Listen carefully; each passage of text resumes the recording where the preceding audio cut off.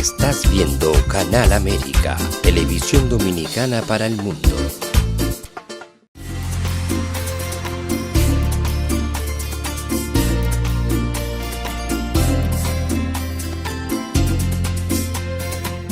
A Time for Truth show is sponsored by the Office of Dr. Bernard Fialkoff, a periodontal, dental implant and laser specialist in New York City, for over 40 years. Dr. Fialkoff was honored by the International College of Dentists and Pierre Fauchard, and received the Presidential Lifetime Humanitarian Honor from the White House. Call us at 718-229-3838. Sometimes life can be so damn hard, you don't know where to go. Everything keeps falling apart, yeah.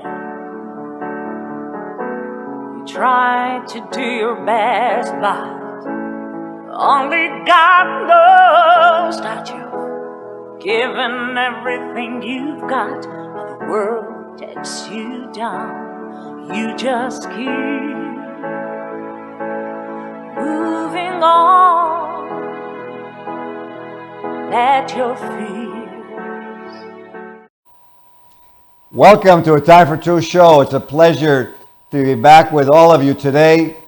And many of you have been asking, how do I avail myself of all the previous episodes? Very simple. Go on YouTube, click A Time for Truth show, hit the subscribe button, and you'll be availed of the last 4 or 5 years of our segments, episodes, and the truth that can help you in your lives.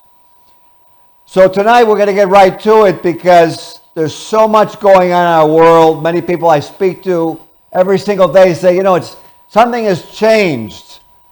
There's something changing. There's something happening. And the reality is that it's true.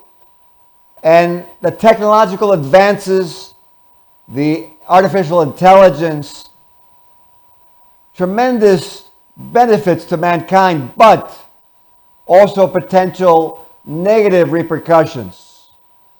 Why? Because there's been a shift in the focus away from what allows civilization, humanity, and that being the family, our communities, and our spiritual and religious pursuits, which actually make civilization.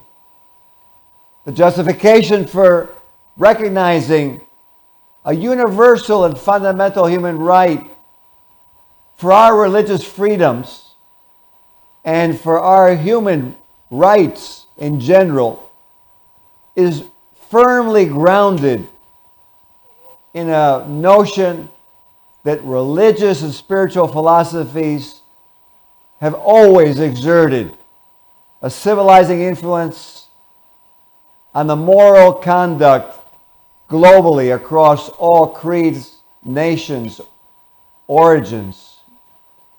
That we're interconnected and that these values that we share in common lead to survival, and that they're globally held agreements. That human dignity and respect obviously are crucial for sustainable international peace and ensuring the survival of our communities, our nations, and mankind, all mankind. The Universal Declaration of Human Rights, which is the fundamental statement of modern human rights, which was actually published and put forth in 1948, enshrines religious freedom in Article 18, that everyone has a right to the freedom of thought, of conscience, and religion, and that this right includes the freedom to change your religious beliefs, and that either alone or in community with others, in public or private, that we're allowed to manifest our religious beliefs and teachings and practices and worships and observance as each individual deems correct, deems fit, their own observance of spirituality and God. And tonight, we're very lucky to have with us someone I'm going to share this show with, and we're going to have a special show. It's not going to be like all the other shows we've done, because this is not just an overall general topic. This is a topic that really will be the therapy, will be the antibiotic, will be the modality that brings us forward from what many of us are complaining of, the hecticness of modern life, the panic that set in actually in the last few weeks, the fear of the future. None of these create survival. All of them create the unfortunate chaos that leads to negative repercussions. We need to have solutions. We need to have solutions that we can agree with in common, that we see and hold mutually in terms of moving forward for our families, for the reason that we live, our children, our grandchildren. When we look at the miracle that life is, that happens every spring, when life reborn, blooms in colors, in fragrances, we need to realize that it's an important thing to have concordance on. And tonight, I'm so happy to have with us on Buddha. If you bring him up live on the screen, there he is, my friend, Mr. Harris, the founder of Speed Scaling TM, a man that I'm actually going to ask you a question of how you survived first before we start, but to survived over 40 days on his own in the middle of a war, with an amazing story to tell before we start to the main show, and a man who received the Marine Corps and Navy Achievement Medal recognition because of his tenacity, his integrity. Welcome to the show. Happy to be here. How are you, Ben? You know what? I am always very happy to be with you. And you know, I wanted to ask you that first question because I think it's important for our viewers to know that you're not an ordinary human being, and maybe you could just share a little bit about those days that you had to survive on your own in that war. Yeah, definitely appreciate that. And I just now, after all of that time, I'm just now starting to speak about it because being out in the desert by yourself for almost up to 40 days is nothing that I would wish on anybody on this planet. It's definitely unique. And just to get clarity on that, it was a great unknown because what happened was we had a major conflict back in 1998. It's just another fancy way of saying war. And what happened was we had some major, anybody can go back to 1998 and see what was going on just for the sake of time. But to make a long story short, Marines don't like landing once, yet alone twice. And we wound up landing twice to really handle some major conflicts that were out in the desert. And my captain at that time was like, "Hey, Corporal Smith, here's some movements. We think that they're going to work. We definitely know they're going to work for a short period of time, and off you go. And you have to go on this helicopter in 45 minutes. And that's exactly what I did. And within 48 hours, the orders that I got were no longer any good. The units that I was with were moving around very rapidly. It's what's known in the military as the fog of war. So I'm like, great. What do I do next? So what was interesting about my designation was I was really forward deployed ahead of even most of how people understand how the military works, because my job was to collect information, disseminate information, be able to really facilitate what needs to be said, what needs to be controlled. So it was just a big hot mess. So every day I didn't know where my next meal was coming from. Every day I did not know if where I was actually going to be in the desert, somebody would actually meet up with me. All it took was just one day of missing that movement, and I'm like, I wouldn't be here talking to you. So a lot of anxiety. I actually ate 8,000 calories per day because the way that the rations are, they're like 2,200 calories, I believe, 2,000 or 2,200.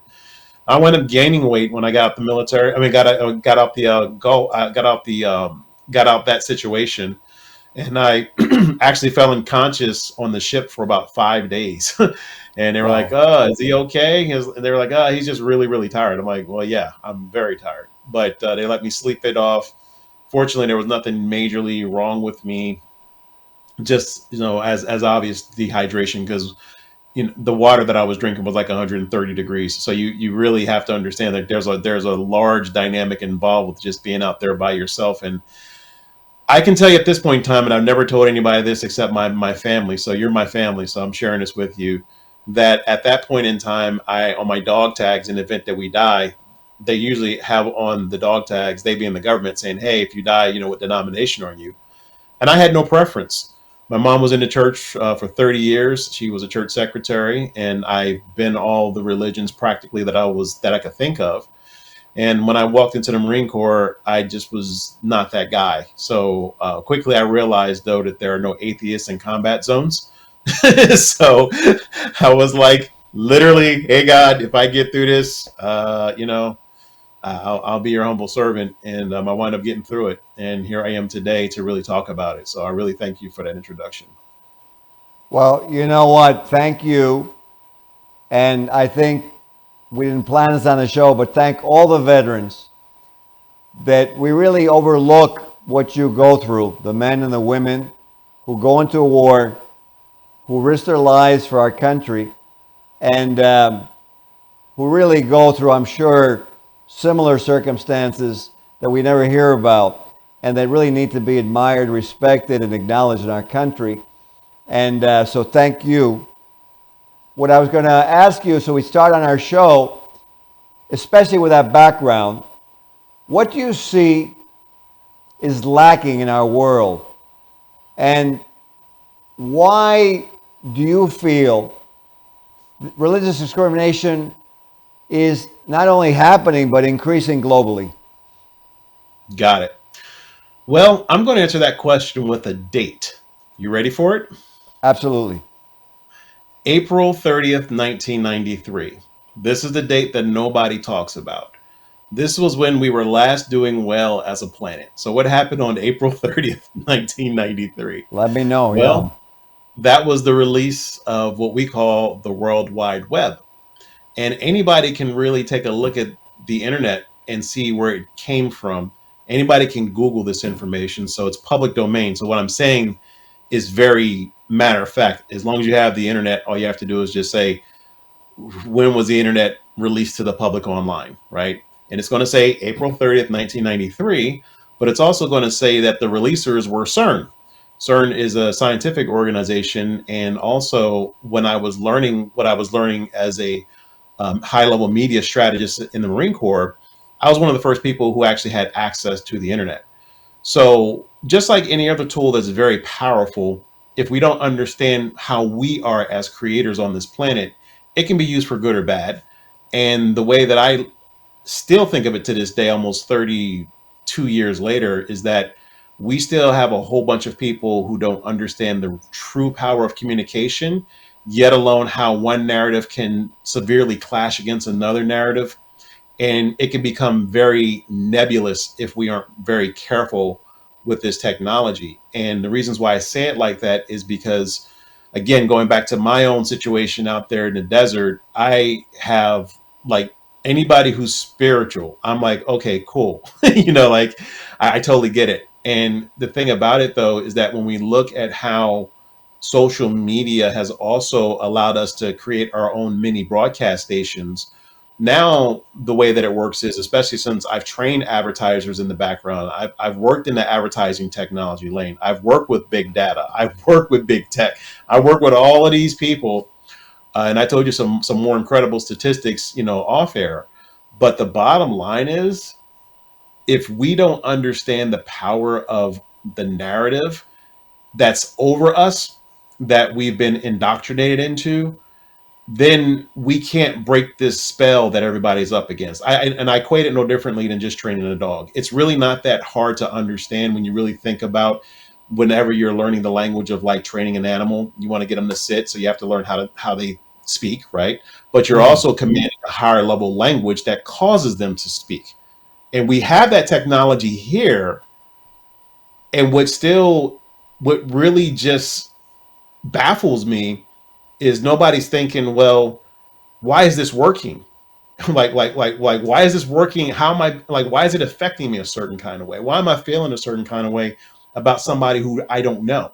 Like, I didn't get the memo, Ben, that I was Black up until like March or April of 2020 when I was getting off the road, because I've worked with so many high level automotive manufacturers. So a lot of my work is still being seen to this day. My fingerprints. I was a shadow strategist. I was a shadow writer. I was a shadow communicator, like all the ads and stuff like that. You know, I had some influence on it some way, shape, or form, all the sales training.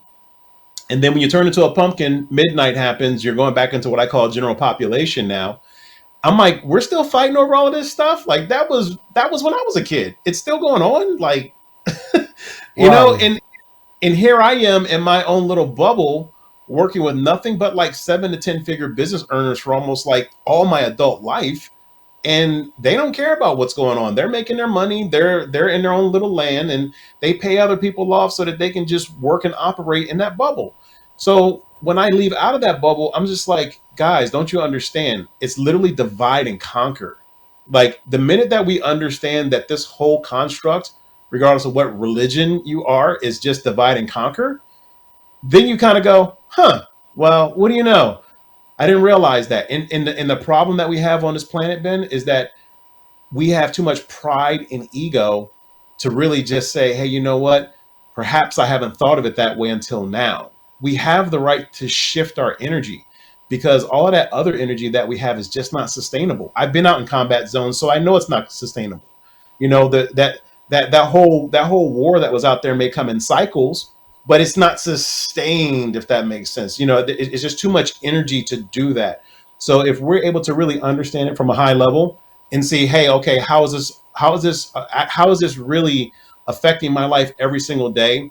Then I think we get the perspective we need to really just change the channel. And I'll say this one more thing and I'll shut up. Like even when I got off the road, I already knew, like, don't watch TV, don't watch the news, don't watch the radio. I used to feed the news, the TV, and the radio. So it's just like, okay, now I understand why I was ordered to not even watch it, because people are becoming the effect of those creations that come from a very high level.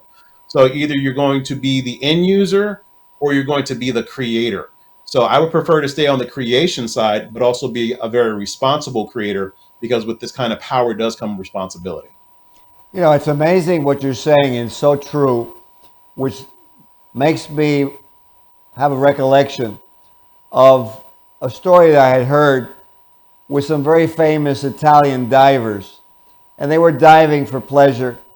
And when one of them went overboard, he felt this tap on the back. And so he turned, and there was a dolphin behind him. But the dolphin was communicating and got his attention. And he followed the dolphin because he felt that the dolphin wanted him to follow. He went around 20 maybe meters, and there was a dolphin that was caught in a net. And so he called for another diver. They got the dolphin freed, and the dolphin that had called him more or less communicated to him, and went over with his face next to his side of his face and put it next to him, and then backed off and left as the other one went off.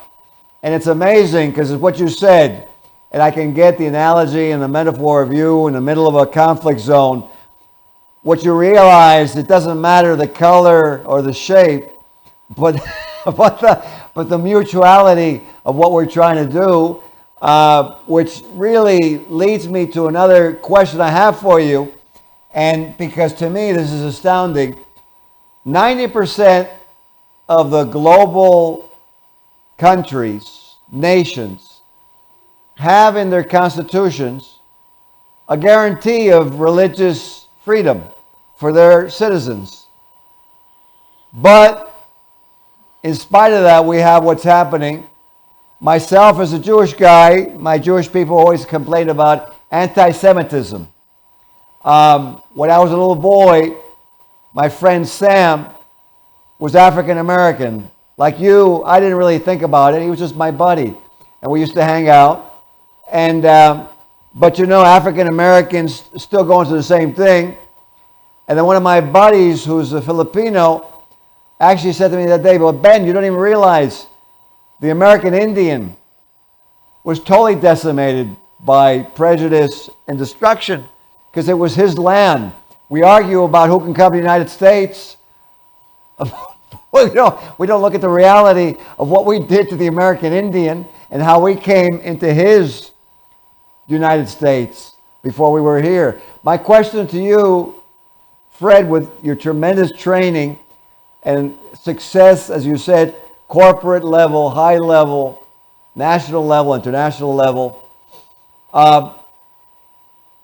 please expound a little bit more about this. How is it that we have it in constitutions and yet there's no follow through? What do you think is behind that? You just said it, and I'll say it. Training. That's it. Training. Anything that's going on that's a problem in this world can be solved with training. And this is what happens to us. We get very apathetic once we leave like high school, or barely even if we go to college.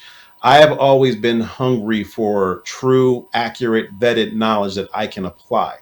But somewhere along the way, we say, "Hey, I'm grown now. I don't need to know anything else," and blah, blah, blah, blah, blah. And what happens is through time, we forget our true power. And as a result of that, we tend to hide behind, I want to call mechanistic like trouble, because you don't have to look. This is all I have to say about that. All you have to do is just start applying what you believe in, and then you will quickly know who's your friend and who's not your friend. Because to me, it all boils down to environment in the first place.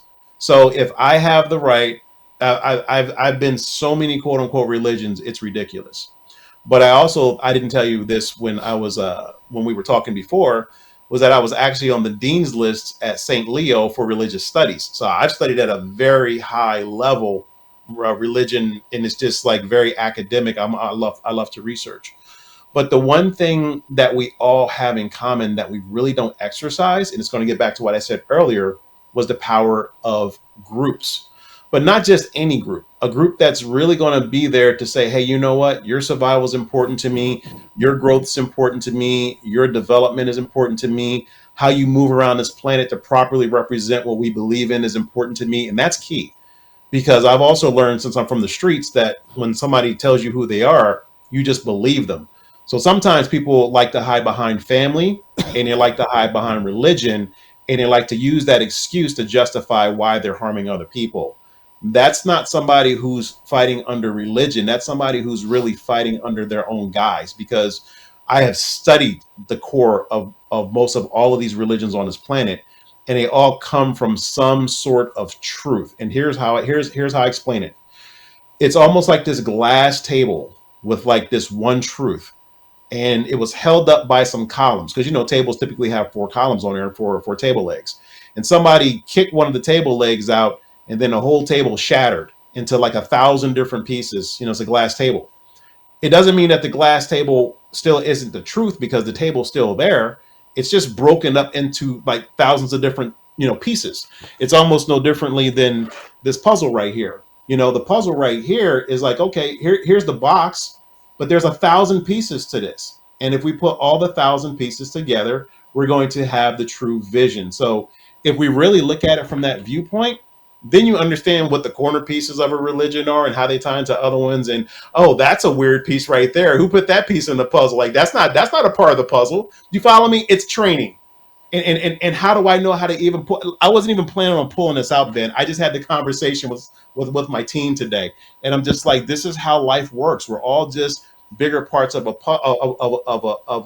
of the front cover of this Ratzenberg puzzle right here. The question is, what puzzle piece are you on this planet? And once we really understand that, then we can really start connecting the dots. Absolutely. And, this leads us, as with anything that's good, it flies. And we have maybe a few minutes left. We've flown through the show. But we want to touch on something that you and I are actually going to be doing for the world. And so I'd like you to present a little bit about this approach that you talked about, because we've both gone through it and it's helped both of us. This set a good example contest of like wishing America in 2026, its 250th birthday, that we bring it back to what it is, the example of the world. Tell us a little bit about this set a good example contest. Yeah, definitely appreciate that. And here's how I view the set a good example contest that we're having.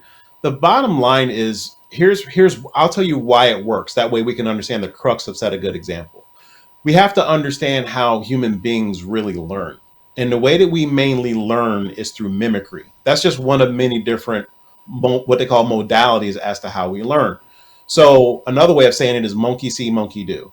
So if we happen to see a bad pattern out there, it's no different than going to the copy machine with a bad copy, and you're copying the bad copy, and that copy produces the bad copy, and then it's just an exponential nightmare.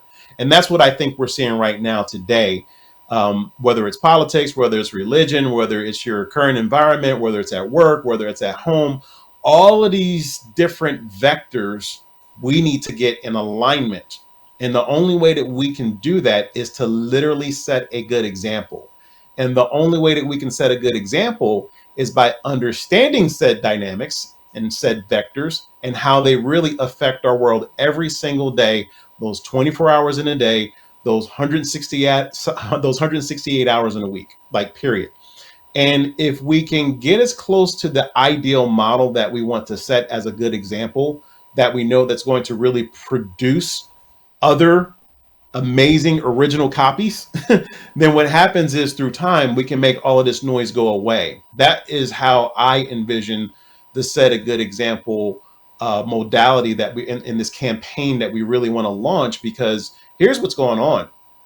We all have certain parts of this noise that's affecting us personally, professionally, intellectually, spiritually, emotionally, financially. All of those Lees out there that I'm not a part of that Lee family. I'm Fred Smith, and I'm a part of your family. It's just like, let's find out this other Lee family that's out there and put that together to see how I can help you and how you can help me. Because that's one thing I did learn from the hood.